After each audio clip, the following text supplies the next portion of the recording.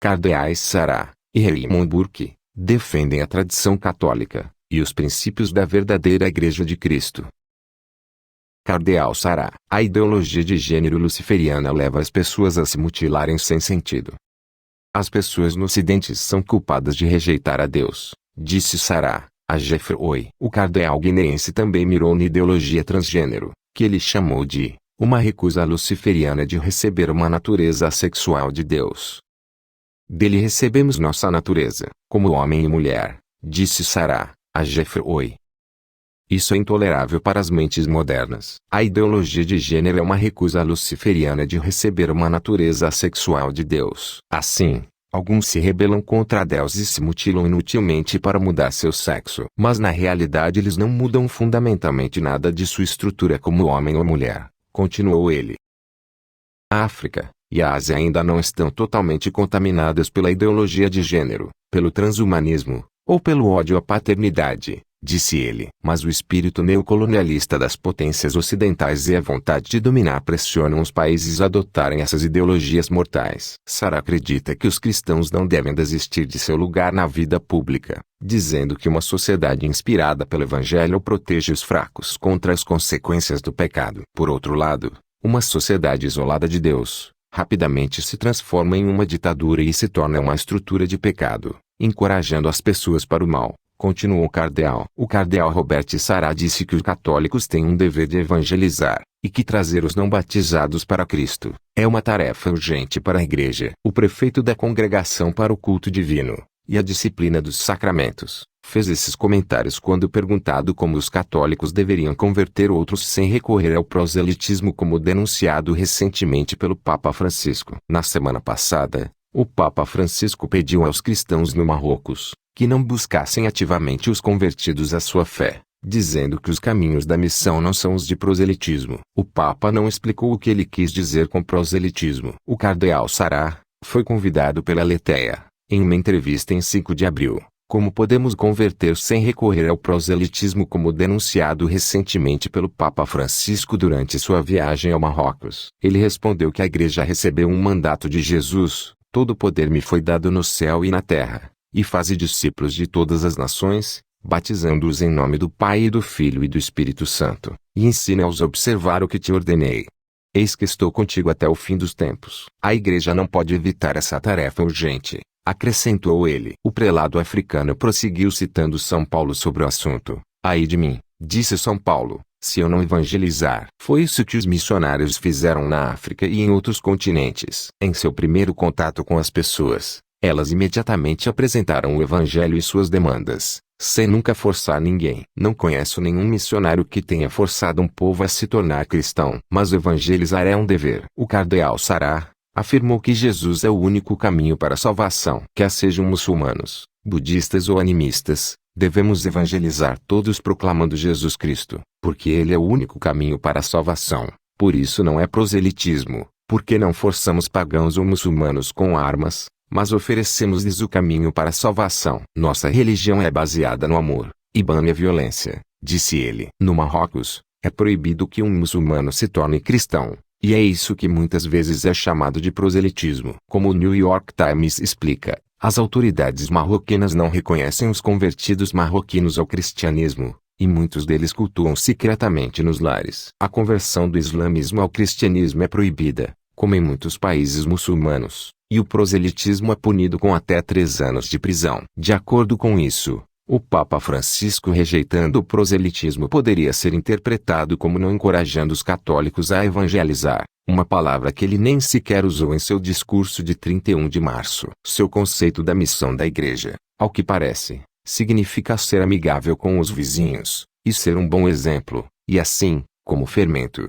convidando indiretamente as pessoas a se unirem à Igreja Católica. Assim, ele também afirmou ambiguamente, porque Jesus não nos escolheu e nos enviou para nos tornarmos mais numerosos. Ele nos chamou para uma missão. Alguns observadores tentam explicar que o Papa Francisco rejeita com suas palavras contra o proselitismo a ideia de forçar as pessoas a se converterem, ou a imporem o próprio poder. O cardeal Sarah, no entanto, responde a essa afirmação quando diz que não conheço nenhum missionário que tenha forçado um povo a se tornar cristão. Mas evangelizar, é um dever. À luz da mensagem confusa que o Papa Francisco enviou ao mundo com seu discurso de 31 de março, as palavras do cardeal Sará sobre a divisão interna na Igreja também podem ser úteis. Ele afirma em sua nova entrevista na Aletheia, que o que é trágico é a divisão dentro da Igreja. Uma divisão que se manifesta principalmente nos níveis doutrinal, moral e disciplinar. Todos agora dizem e pensam o que querem. Como não poderíamos nos preocupar se parece que a Igreja não tem mais doutrina ou ensino moral claro? À luz dessa confusão atual,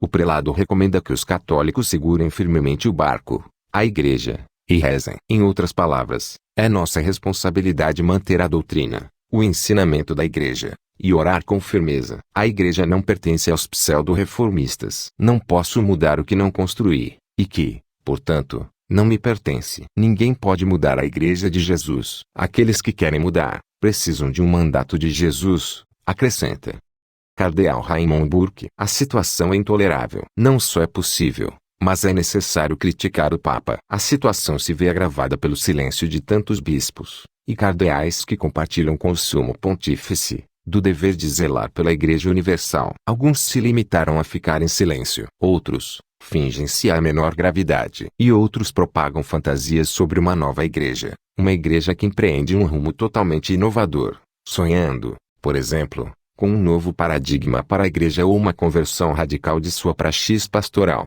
fazendo dela algo completamente novo. Também há promotores entusiastas da suposta revolução na Igreja Católica. Os fiéis que percebem a gravidade da situação, reagem com perplexidade diante da falta de direção doutrinal e disciplinar por parte de seus pastores. E para os que não compreendem a gravidade da situação, essa ausência lhes deixa confusos e vulneráveis a erros perigosos para as suas almas. Muitos que entraram em plena comunhão com a Igreja Católica após terem se batizados em uma comunhão eclesial protestante, pois tais comunidades abandonaram a fé apostólica, sofrem intensamente com esta situação, se dão conta de que a Igreja Católica está seguindo o mesmo caminho de abandono da fé. Esta situação me leva a refletir cada vez mais sobre a mensagem da Virgem de Fátima, que nos adverte do mal. Pior ainda que os gravíssimos males originados da difusão do comunismo ateu, que é a apostasia da fé no seio da Igreja. O número 675 do Catecismo da Igreja Católica nos ensina que antes da vinda de Cristo, a Igreja deverá passar por uma prova final, que abalará a fé de numerosos fiéis, e que a perseguição que acompanha sua peregrinação sobre a terra, desvelará o mistério da iniquidade, sob a forma de uma impostura religiosa que proporcionará aos homens uma solução aparente de seus problemas, mediante o preço da apostasia da verdade. O cardeal assinala possíveis iniciativas. Diante de tal situação, os bispos e cardeais têm o dever de anunciar a verdadeira doutrina. Ao mesmo tempo, devem orientar aos fiéis para que ofereçam reparações pelas ofensas a Cristo e as feridas infligidas a seu corpo místico. A Igreja, quando a fé e a disciplina não são devidamente salvaguardadas e promovidas pelos pastores. O grande canonista do século XIII, Henrico da Susa, Ostinse, diante da grave situação de como corrigir a um romano pontífice que age de modo contrário ao que seu cargo obriga, afirma que o colégio cardinalício é de fato um mecanismo de controle dos erros papais. Se o Papa não exerce bem o seu ofício para o bem das almas, não só é possível, como, inclusive, é necessário criticá-lo. Essa crítica deve se ajustar aos ensinamentos de Cristo sobre a correção fraterna. Primeiro, o fiel ou pastor deve expressar a sua crítica em privado, para que o pontífice possa se emendar. Se o Papa se nega a corrigir o seu modo gravemente deficiente de ensinar e agir, a crítica deve ser feita pública, porque dela depende o bem da Igreja e do mundo. Alguns criticaram aqueles que expressaram publicamente críticas ao Sumo Pontífice, como se se tratasse de uma manifestação de rebeldia ou desobediência, mas pedir, com o devido respeito ao cargo, a correção de uma confusão ou erro, não é um ato de desobediência, mas de obediência a Cristo, e portanto, também, a seu vigário na terra. You are here. You are here. You are here.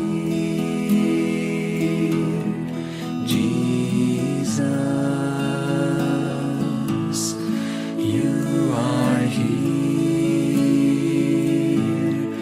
You are here. You